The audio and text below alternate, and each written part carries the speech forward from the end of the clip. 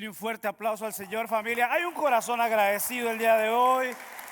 Gracias a Dios por tener el privilegio de estar el día de hoy en su casa. Sabe, hay gratitud solamente en mi corazón porque el Señor lo trae acá y nos cuida y nos guarda cada semana de miles de cosas. Imagínense tantas cosas que uno no puede ver, pero el Señor está peleando por nosotros y eso me encanta porque tenemos un Dios que nunca se desvela, que nunca se adormece, dice el Salmo, que siempre está cuidando de nosotros. Familia, que Dios te bendiga. No sé cómo haya sido tu semana, posiblemente bien, posiblemente más o menos, agarrando fuerza, no lo sé, pero el día de hoy estoy seguro que el Señor te va a reconfortar a través no de mis palabras, sino a través de su palabra, que es lo más importante.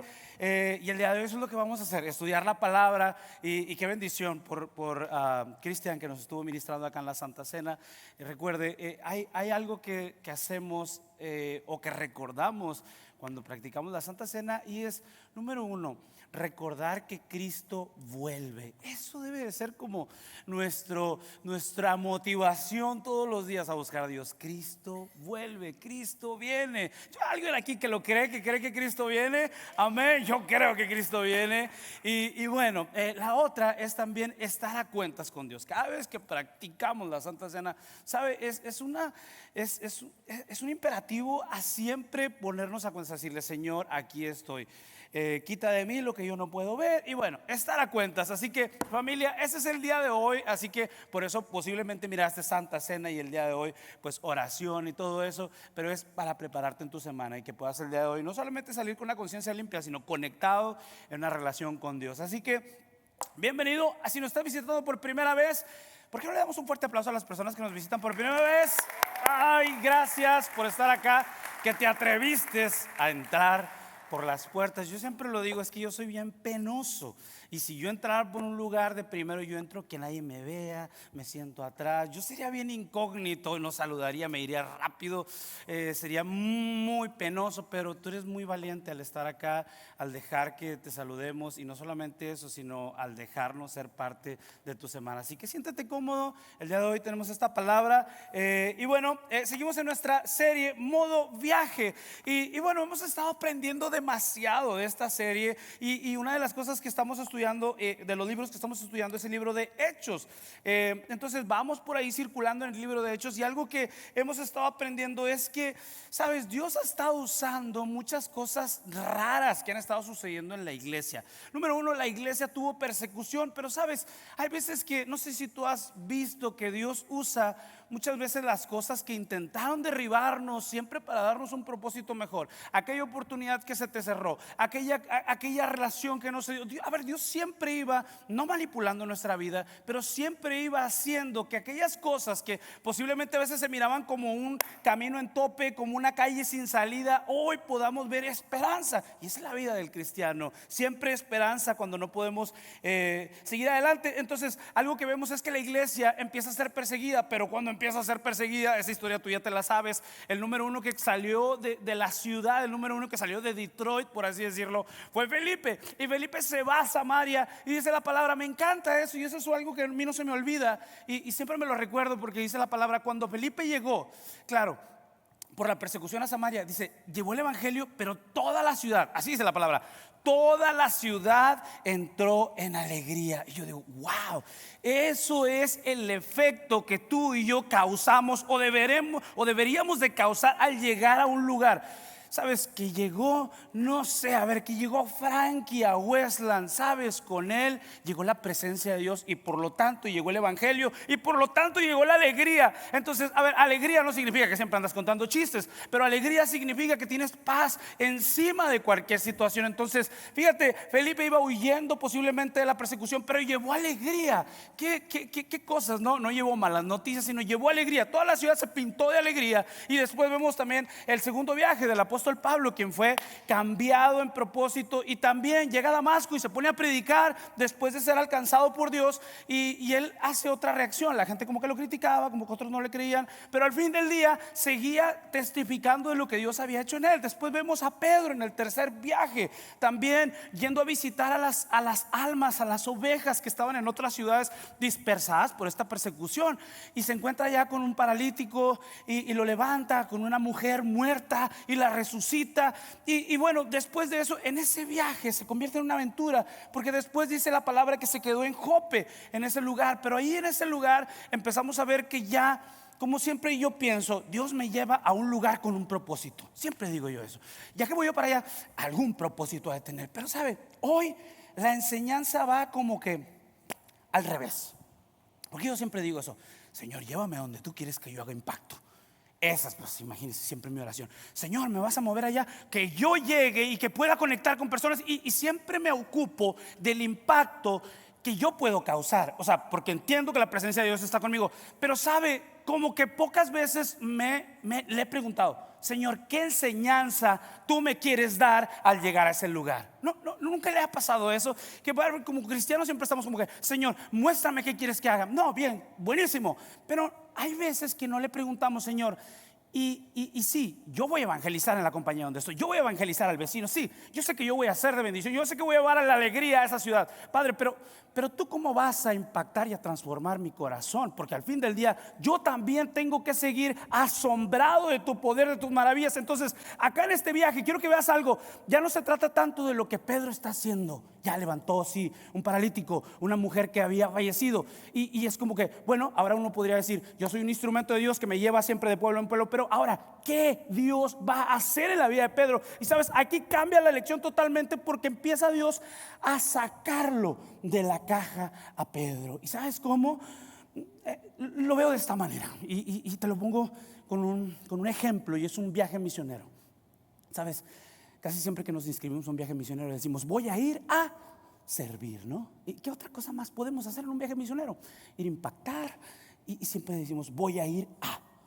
Pero sabes, yo he llegado a una conclusión después de volver de un viaje misionero, y es que el que salió más reventado, el que salió más fuera de la caja fui yo. El que llegó sintiendo compasión al doble fui yo. El que se le quebró el corazón fue a mí. Sí, yo fui a África, pero sabes, no hice nada en comparación de lo que ese pueblo necesitaba. Pero sí, África hizo algo en mí. Sí, tu trabajo, sí, una colonia. Entonces eso es lo que Dios está haciendo con Pedro. Sí, ya no es tanto lo que Pedro fue a hacer a Jope, sino es ahora lo que Jope, lo que el resto de este viaje va a hacer en ti. Y sabes, dile al Señor el día de hoy en esta oración que vamos a hacer: Señor, en este viaje ya entendí que yo tengo un propósito, pero también quiero saber qué vas a hacer en mí, qué vas a sacudir en mi vida. Así es que inclina tu rostro y vamos a orar y vamos a descubrir en el texto esta verdad que el Señor nos quiere decir. Padre amado, el día de hoy, Señor, te damos gracias, Señor, por recordarnos, Padre, que sí, tu iglesia está diseñada, Padre, ha sido llamada para levantar la vida de otros, Padre. Pero muchas veces ponemos nuestros ojos simplemente en levantar a otros, en que otros crezcan en la fe, en que otros maduren, pero nos olvidamos muchas veces de ese asombro que constantemente necesitamos tener al servirte, Padre. El día de hoy sorpréndenos, Padre. Ayúdanos a conocer tu gracia inimaginable, Padre. Ayúdanos a recordar que tus planes son mucho más grandes que nuestra imaginación, Padre. Ayúdanos a recordar que al Dios que servimos, Señor, es inimaginable. Señor, nadie puede contar tus pensamientos, nadie puede descubrir tus planes, nadie puede saber, Señor, en exactitud tu plan glorioso, Señor. Pero el día de hoy quiero que nos sigas sorprendiendo como sorprendiste a Pedro en el resto de su viaje. Te damos gracias en el nombre de Jesús y decimos juntos: amén. Dale un fuerte aplauso al Señor. Y la semana pasada el pastor Luis estuvo predicando sobre este viaje de Pedro, y el día de hoy mi tema se llama gracia sin fronteras. Recordando, acuérdate, el argumento es el día de hoy recordar que Dios usa viajes para impactar.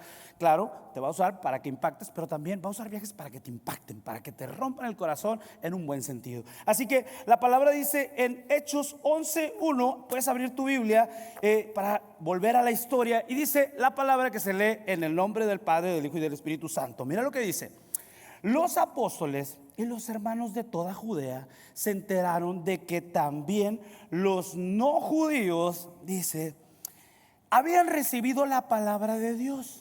Así que cuando Pedro subió a Jerusalén, o sea, cuando venía de regreso del viaje, de este viaje donde había levantado a ese paralítico y todo esto, cuando viene de regreso, claro, imagínatelo, viene todo emocionado, todo lo que sucedió, y se encuentra con los primeros, con algún grupo de cristianos judíos, no todos, a ver, no vamos a generalizar. Y dice la palabra, Pedro subió a Jerusalén, dice, los defensores de la circuncisión lo criticaron diciendo, ¿cómo te fue, Pedro? Entraste a la casa de incircuncisos, ¿verdad? Imagínate, Pedro, a mí se me hubiera aflojado ahí las piernas, donde me hubieran dicho, Oscar, ¿y dónde estuviste metido? No, olvídate, me hubiera puesto nervioso. Entonces los defensores de la circuncisión empiezan a decirle, oye, nos enteramos que estuviste en casa de hombres incircuncisos, y también nos enteramos que estuviste comiendo con ellos. Ay, padre.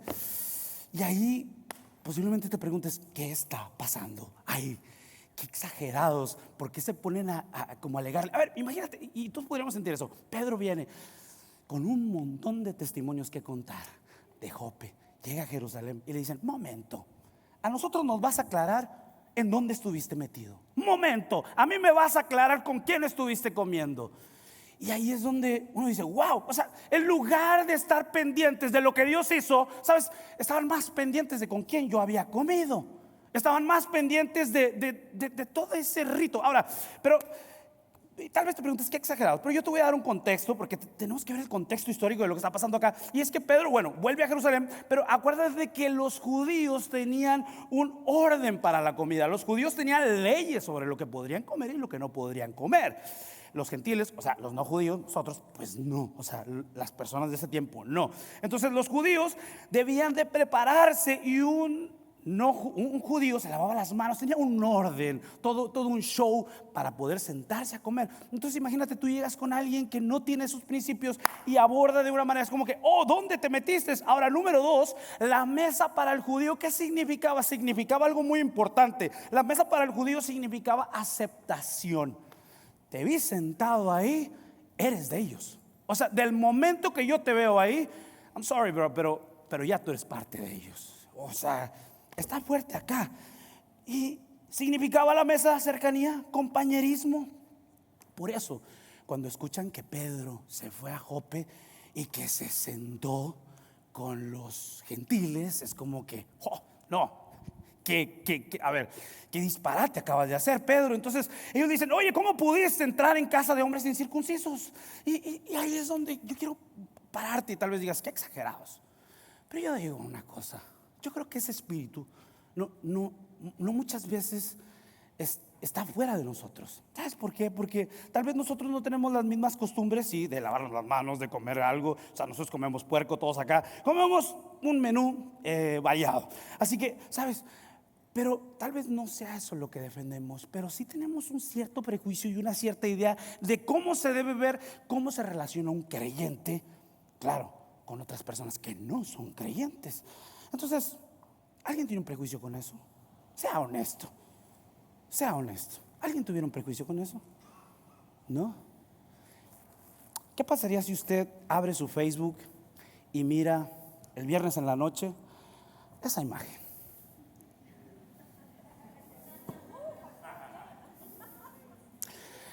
Échele cuentas a los likes, 3.456.987. Los comentarios los cancelé porque si los hubiera dejado abiertos me matan. 9.456.987 corazones. Eso significa que a la gente le gustó. Entonces, que toda la gente estaba gozándola. Mark estaba preguntándome muchas cosas sobre la salvación. J-Lo, bueno, sobre la vida conyugal y el matrimonio. Daniel Aviv aclarando sus dudas de la fe. Justin Bieber hablando sobre el Super Bowl y todo eso. Entonces, mentira, claro. Pero ¿qué pasaría si este fuera Oscar Luna?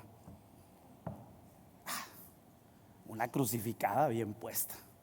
No me atrevería a publicarlo, tal vez. ¿Por qué? ¿Por qué? Porque ¿cómo te pudiste sentar en esa mesa? Wow.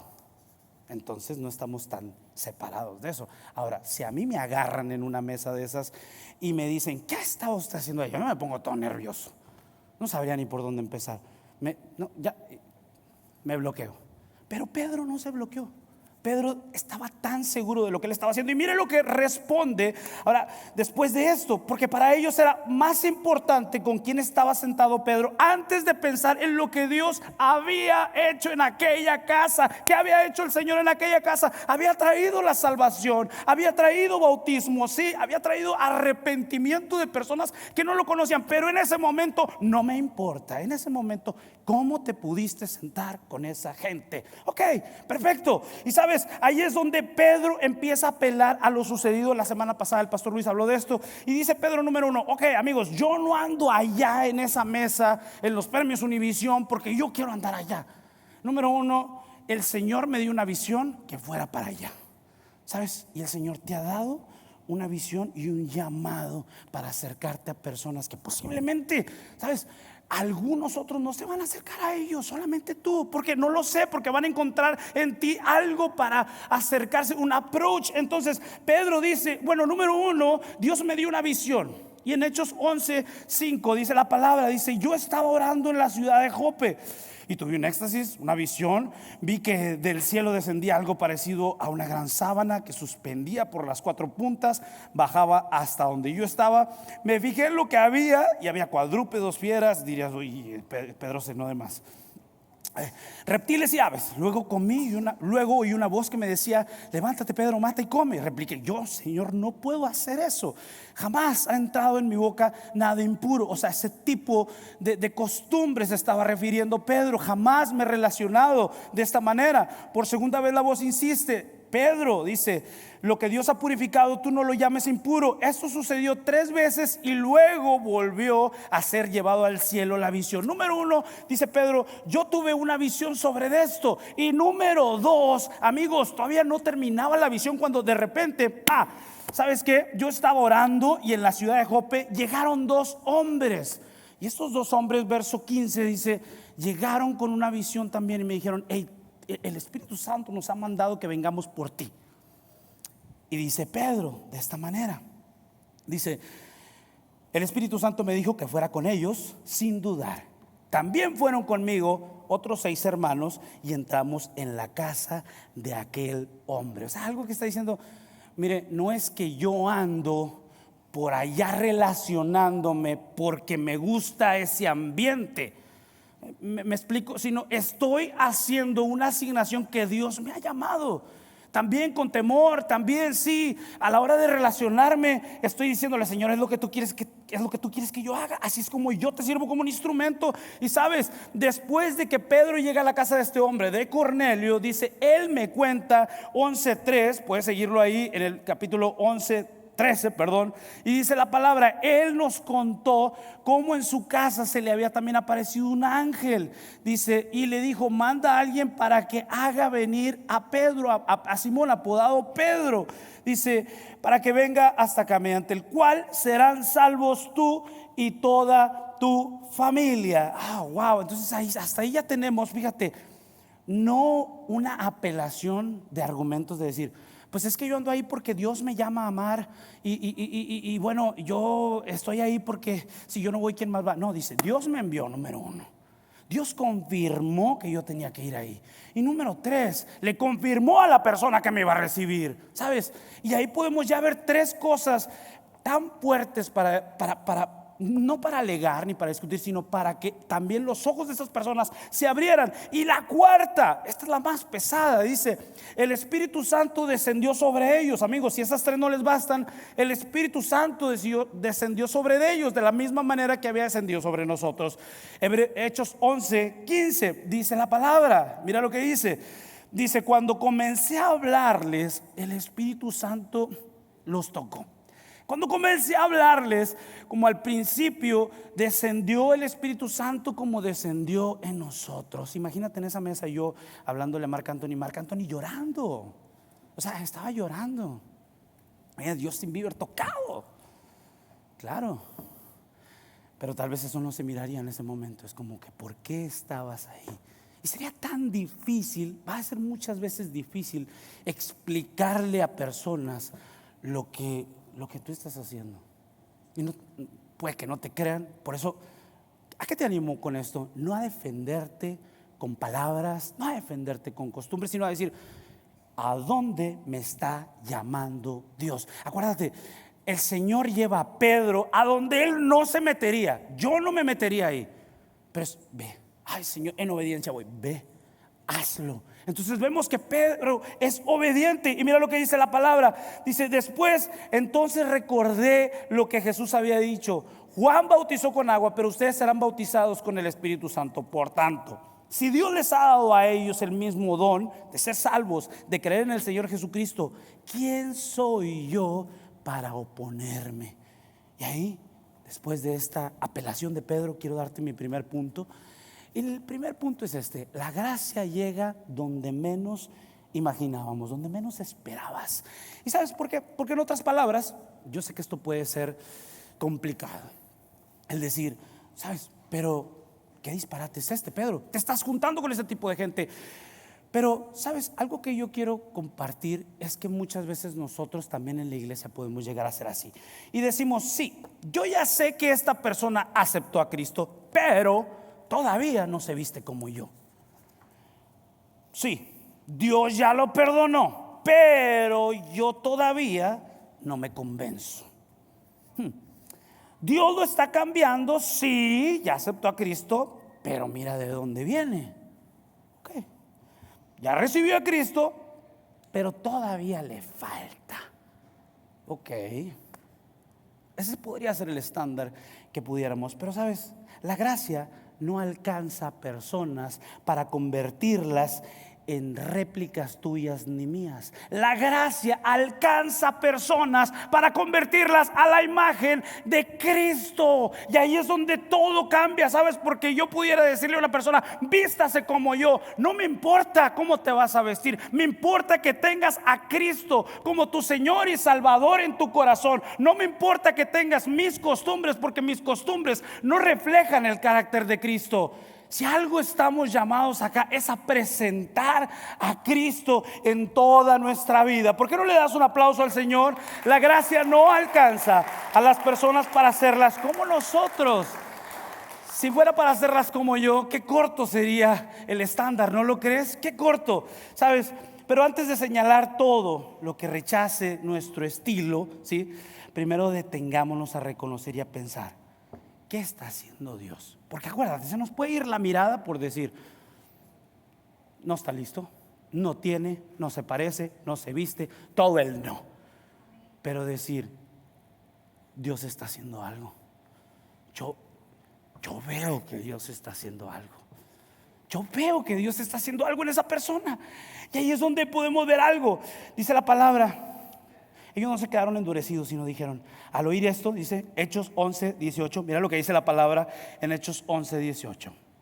Al oír esto, se apaciguaron, se quedaron tranquilos, pero después comenzaron a alabar a Dios diciendo: oh, así que también, no puedo creerlo, así que también Dios tiene planes para ellos. Sí, así como tiene planes para ti, tiene planes para ellos.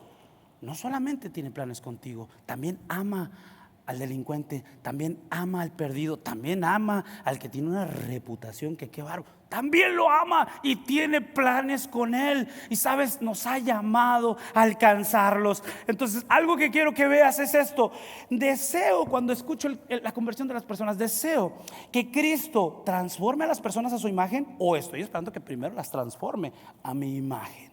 Piensa en eso. ¿Estoy reconociendo lo que la gracia ya está haciendo en las personas, o sigo concentrándome en decir: todavía le falta, siento que todavía le falta? Así que, mira, ¿qué quiero que veas en esto? Es que la gracia de Dios llega hasta donde menos lo imaginamos. Y el verso avanza, la historia avanza, y en Hechos 11:19 quiero que la vayas siguiendo. Y mira ahora en el 19 lo que pasa. Y quiero que veas acá prioridades. Dice: los que se habían dispersado a causa de la persecución, acuérdate que estamos hablando de una persecución, dice, y que se desató por el caso de Esteban, llegaron hasta Fenicia, Chipre y Antioquía sin anunciar a nadie el mensaje excepto a los judíos. ¿Por qué no le anunciaban a los otros, a los que no eran judíos? Porque no se podían relacionar. ¿Por qué? Pues por diferentes prácticas. Y es ahí donde muchas veces quiero pasar pequeño por esto. En tu trabajo hay gente que no solamente es hispana. ¿Y por qué no les hablas de Cristo? Posiblemente porque no son nuestra prioridad. No son nuestra prioridad. ¿Por qué? Porque no son nuestra cultura. Y es como que el americano de tu trabajo tiene un chorro de problemas, pero él está en otro rollo. No, sabes, Dios no hace excepciones. O sea, ama al chino, ama al hispano, como ama al americano, ama al afro, ama a todo el mundo. Entonces quiero que veas esto. Los judíos empezaron a dispersar, pero ojo, estaba sucediendo ahí algo, que no estaban compartiendo el evangelio a los no judíos. Sin embargo, habían entre ellos algunas personas de Chipre y de Cirene. Al llegar a Antioquía comenzaron a hablarles a los de habla griega. O sea, que rompieron el miedo. Dijeron: yo me voy a animar. Tengo poco inglés, pero yo le voy a decir: hey, ¿confías en Jesucristo? Y luego uno empieza a orar en inglés y se le traba la lengua porque uno ora en español. Y es como que, ay, ¿qué le digo? El Señor te está moviendo a llevar el plan de salvación. Entonces unas personas tomaron esta decisión y dijeron: vamos a darle. Y empezaron a hablar del Señor. Y dice la palabra: el poder del Señor estaba con ellos. Y esto guárdatelo cuando empieces a hablar y digas: pero yo no sé inglés. El poder del Señor está sobre ti. Y un gran número de personas creyeron en el Señor. La noticia de estos sucesos llegó a oídos, obviamente, de la iglesia de Jerusalén. Entonces, ¿qué es lo que pasa? La iglesia de Jerusalén le dice a Bernabé: ve a ver qué está pasando allá. Bernabé llega. Y ahí es donde yo digo: tenía que llegar Bernabé. Tenía que llegar Bernabé. Porque, ¿sabes? Pudo haber llegado otro y haber llegado como un policía y haber dicho: esta iglesia que va empezando está toda desordenada. Está toda desordenada. Es que no se parece a la iglesia de Jerusalén. A ver, ¿y quién está replicando la iglesia de Jerusalén? ¿Quién quiere replicar la iglesia de Jerusalén? ¿Se trata de eso? ¿De replicar la iglesia de Jerusalén? Entonces mandan a Bernabé, y Bernabé llega. Y cuando llega Bernabé, dice la palabra, se llenó de gozo. Dice la palabra, dice: cuando llegó, vio las evidencias de la gracia de Dios, se alegró y animó a todos a hacerse firme en propósito de permanecer en el Señor. Pues Bernabé era un hombre bueno, lleno del Espíritu Santo y de fe. Un gran número de personas aceptaron al Señor por causa de Bernabé. Entonces vemos que Bernabé no era que fuera buena onda, era que era tolerante, era que veía primero la gracia y veía primero lo que Dios estaba haciendo. Aquí Dios está haciendo algo, antes que dar un veredicto, antes que dar una opinión. Ahora, y esto es para que nos volvamos sensibles. Señor, ¿qué estás haciendo? A veces no entiendo ni qué estás haciendo con alguien, pero ¿quién soy yo para decir no? Esa persona está descartada. O podemos ser como Bernabé, que puedes ver la gracia. Entonces la gracia te mueve en dirección correcta. Y sigo avanzando. ¿Sabes por qué? Porque veo que los que se dispersaron al principio no predicaron el evangelio. Llega Bernabé y de una casi que planta una iglesia, o planta una iglesia. Y sabes, él empieza a comunicar el evangelio. Y sabes, comienza a anunciar a los griegos, comienzan todos. Y sabes, pero vuelve y dice: no, necesito aquí una persona más. ¿Y a qué no sabes por quién fue? Se dirige a Tarso y va y saca del silencio nada más y nada menos que a Saulo. Y le dice: hey, vente para acá. Ahora quiero que te imagines ese tipo de iglesia. No judía, no replicaba Jerusalén, con un maestro que fue ex asesino y con gente que no es judía, no se lavan las manos para comer. Donde hubiera llegado un judío, se hubiera arrancado los pelos, hubiera dicho: no puedo estar aquí, me contamina. Claro, pero llega Bernabé y llega tranquilo. No llegó como policía diciendo: aquí hay un desorden. No, tranquilo, viendo primeramente, sí, que el que va a hacer el cambio es Dios. Dios, Bernabé, Dios. Y eso, a ver, nos rompe la cabeza, porque nos hace ser misericordiosos, porque nos hace no creer. Yo pudiera pensar que son mis palabras, pero tenemos que confiar en el efecto que la palabra va a hacer en las personas. La palabra es la que cambia, la palabra es la que transforma, la palabra es la que redarguye. No soy yo, es discipular a las personas en la palabra. Entonces eso es lo que hace Bernabé, trae a Saulo. Y sabes, imagínate, y esto veo algo maravilloso en Bernabé, y es que una persona madura no solamente identifica las cosas que están mal, porque como maduros diríamos, eso está mal. Una persona madura identifica, ¿sí?, lo que necesita cambiar, pero también sabe reconocer y celebrar lo que Dios está haciendo. Y Bernabé dijo: aquí Dios se está moviendo y vamos a darle. Entonces él dijo: ¿cómo puedo participar? Se trae a Saulo. Y sabes, algo que puedo ver, no decidieron replicar otra iglesia, dijeron: vamos a replicar discípulos. Y sabes, ellos no comenzaron, ¿sí?, a replicar la iglesia de Jerusalén. Bernabé y Pablo comenzaron a ayudar a personas a parecerse a Cristo. Sí, mientras vivían en un mundo de legalismo: haz esto, vístete así, lávate así, purifícate así, ellos dijeron: ¿cómo te hago similar a Cristo? Y hay algo que vemos en el ejemplo de Jesús, y es la misericordia cuando le llevan a una mujer que estaba en pecado. La justició, la corrió. Muy permisivo ese Mesías, ¿no? Muy aguantador. ¿Qué tiene? ¿Será que no le gusta corregir? No es que no le guste corregir, no es eso. Es que, claro, pueden haber cosas que rocen en nuestras personalidades y que no soportemos.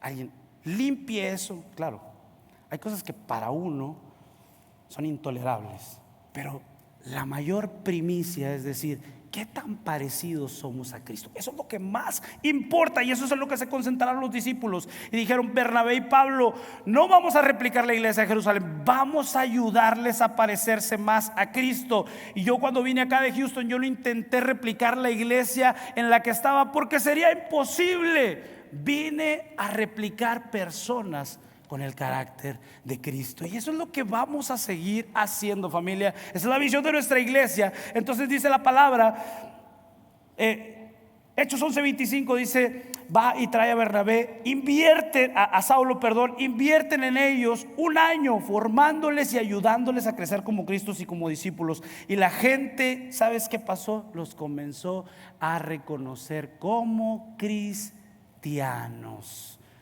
No los reconocieron, ¿sabes?, como los judíos. No los reconocieron como los gentiles. No los reconocieron como los de Pablo, ni como los de Bernabé, ni como los de Pedro, ni como personas que intentaban ser judíos. Los reconocieron como discípulos de Cristo. Y quiero ir terminando el mensaje con esto. Y dice la palabra: por aquel tiempo unos profetas bajaron de Jerusalén a Antioquía. Uno de ellos profetizó que iba a haber una hambruna. Y estos que ahora ya se conocían como discípulos, imagínate que ahorita te dijeran el terremoto que hubo en Colombia, el terremoto que hubo en Venezuela. ¿Cuál sería el nivel de misericordia de un discípulo? Dijera: ¿cómo puedo ayudar? ¿Qué hago? Y eso fue lo que hicieron los nuevos creyentes. No dijeron: lávese las manos antes de comer. No dijeron: purifíquese como judío. Dijeron: donde hay necesidad, ¿qué hacemos? Y eso me refleja más el carácter de Cristo que cualquier otro estándar, sí, de justicia que podamos implementar personalmente. Estas personas dejaron de ser receptores de gracia, recibieron la gracia, fueron salvos, pero ¿sabes qué? Cuando escucharon que la iglesia estaba en pruebas, ahora fueron personas, instrumentos para dar gracia a otros, y se ganaron el nombre de cristianos. ¿Sabes? El día de hoy tú puedes pensar: la gracia que me alcanzó a mí, ¿será que es la misma gracia que cambia a mi vecino, que cambia al que no tiene esperanza. Sí, es la misma gracia. La gracia que llega a nosotros no ha sido diseñada para terminar en nosotros. La gracia que has recibido es para llevarla a otros, es para caminar con otros, es para cuando llegues a un grupo seas como Bernabé y digas: no puedo creer lo que Dios está haciendo aquí en el área de Westland. No puedo creer lo que Dios está haciendo en el área de Detroit. No puedo creer. Sí, hay cosas que arreglar. Sí, hay cosas que enseñar. Sí, hay cosas que discipular. Sí, yo sé que Dios va a hacer el cambio y oro para que Dios haga el cambio en cada persona. Pero mientras tanto celebro, mientras tanto me alegro de lo que Dios está haciendo, porque me saca de la caja y me ayuda a entender que su plan es más allá de lo que yo puedo imaginar. Su misericordia va más allá de lo que yo puedo imaginar. Su compasión va más allá de lo que yo pudiera soñar. El llamado de Dios va más allá de lo que yo puedo esperar, de lo que yo puedo soñar, de lo que me imagino. ¿Te imaginas si eso fue lo que sucedió con Pedro? Después de estar predicando a judíos, el decir: wow, que tantas cosas misteriosas Dios tiene, cuán grande es la misericordia de parte de Dios. Quiero invitarte a que te pongas de pie y quiero recordarte eso. La razón por la que la iglesia, los creyentes, comenzaron a ser llamados creyentes, cristianos, no fue por ninguna otra postura, no fue por ningún otro comportamiento. Fue simplemente por la misericordia, por el amor. Estos días yo compartí un versículo donde Jesús nos dice: con la manera o de la manera que se amen, la gente les reconocerá como mis discípulos. Sé que a veces es difícil amar a alguien, sé que a veces es difícil confiar en el proceso de alguien, sé que a veces nos puede frenar el pensar qué van a decir si me relaciono con alguien, pero hay gente esperando por la misericordia y la gracia de Dios. Y la gracia de Dios no es para quedarse en ti y en mí, es para llevarla a otros, es para levantar a otros, es para restaurar a otros, es para desear lo mejor para tu ciudad, es para bendecir tu ciudad, es para levantar tu familia, es para creer en lo que no puedes ver y creer que el Señor por fe lo hará. Posiblemente el matrimonio es el que está más deteriorado, claro, y al pensar en ponernos en un estándar de vida, podríamos decir: me queda muy lejos. Tal vez si nos llegara un inspector a la iglesia, un inspector espiritual, un inspector de moral, tal vez nos la cerrara, porque ni tú ni yo tal vez estamos en la altura de santidad que Dios quisiera.